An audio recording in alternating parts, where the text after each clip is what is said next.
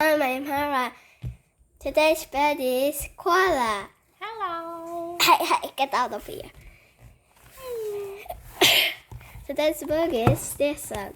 Patrol, kittens are monsters.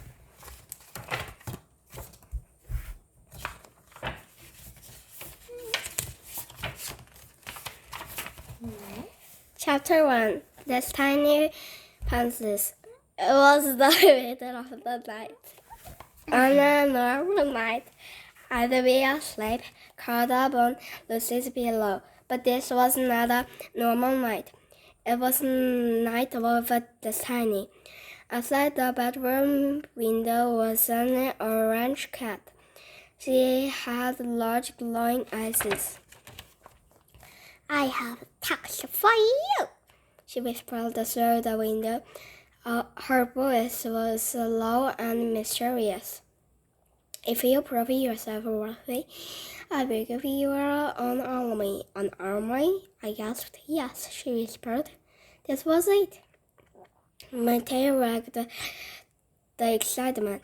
"I am the future Dark World, and I am designed to rule the world. But world domination is hard by yourself. With an army, I knew that the world would be mine in no time." "Yes," I said, "at the task." "Good," the cat said with a happy purr. "The task is this. Tomorrow, I will leave my kittens with you. You must watch over them. I will return on Saturday." My tail froze. This was not what I had expected.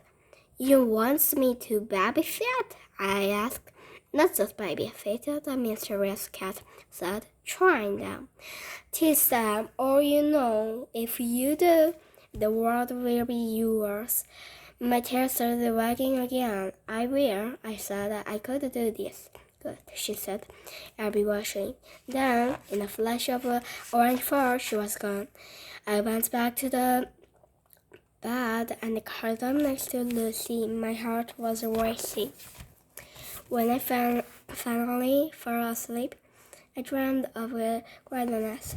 The next morning, I leaped out of bed. I couldn't wait to tell the other pets about the mysterious cat.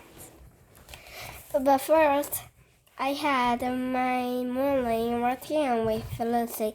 We took our walk. Then I kept Lucy company while she fed Bubbles the goldfish, the newest Chen facts.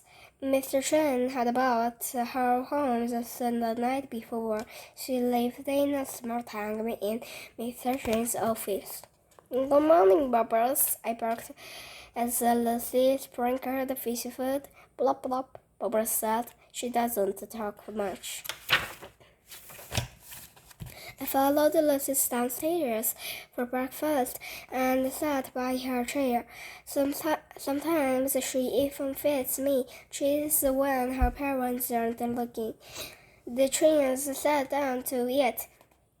It felt like a normal morning. Little did I know, it would soon become close.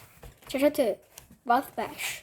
"So, Lucy," Mrs. Chen said with a smile, "are you excited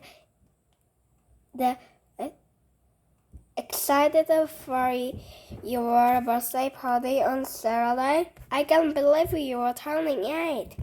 Your birthday is in 3 days?" I gasped. In all my excitement about the kittens, I'd forgotten. I'd only just learned about birthdays before I came to live with the twins. I was in a shelter. No one there knew when I was born, so I don't have a birthday. But that's okay, because when I rule the world, every day will be my birthday, and Lucy's, of course. I had to get Lucy the perfect present. "But what?" "I'm excited," Lucy said, "but I'm a little nervous for my party. I've never had her class over before, and then Leah, the new girl, is coming, and I really want to be friends. I don't know. Do you think people will think it's silly if I go with the volcano? Then, should I do some more normal? No, your volcano party. That sounds wonderful. Mrs. Chen said. Yeah, do what makes you happy, Kevin said. Well, our son's coming over tomorrow to plan, Lucy said. I'm sure we'll figure it out. She looked like she still wasn't sure about the whole thing. But then she got excited again. Have you thought about getting the volcano kit for my birthday present? She looked at her parents helpfully. It's the best model volcano, and I promise I won't make a mess. We'll think about it, her dad said. The way he said it did not sound like yes. Okay, Lucy said. She tried not to look disappointed, but I knew she was. Maybe I could convince Mr. Shin that Lucy the volcano set on face my work. I barked. Oh, Amber is excited for your birthday too, Mr. Shin said, patting my head. I thought, these humans are not always the brightest, except for Lucy, of course. After breakfast, the humans all left for the day. Finally, I could tell everyone about the mysterious cat. I ran upstairs to find the canary, Bibi, the beater, and Smiley Steve, Kevin's hamster. Everyone, I have huge news. Something has happened, I said. Actually, two huge things, Shiny and Lucy's birthday. Ooh, Steve said. I can't wait to hear about it. Suddenly, we heard a loud blood-curdling scream. Chapter 3. A special delivery. We came outside to find whoever had screamed. I looked around for an attack, but the sound was just a jar. The Lucian found. He was cowering by the porch. Jar, are you okay? Smiley Steve asked. Over there, just squeaked. I came by to say hi, and then I saw that he pointed to a cardboard box in the middle of the yard. Don't go over there, Joe said. There's a monster inside. With too many hats, a monster? Neil asked. Gasped. What? I said. I bounded over to the box. It's not a monster, Joe. It's... I peered inside. Small furry faces started back at me.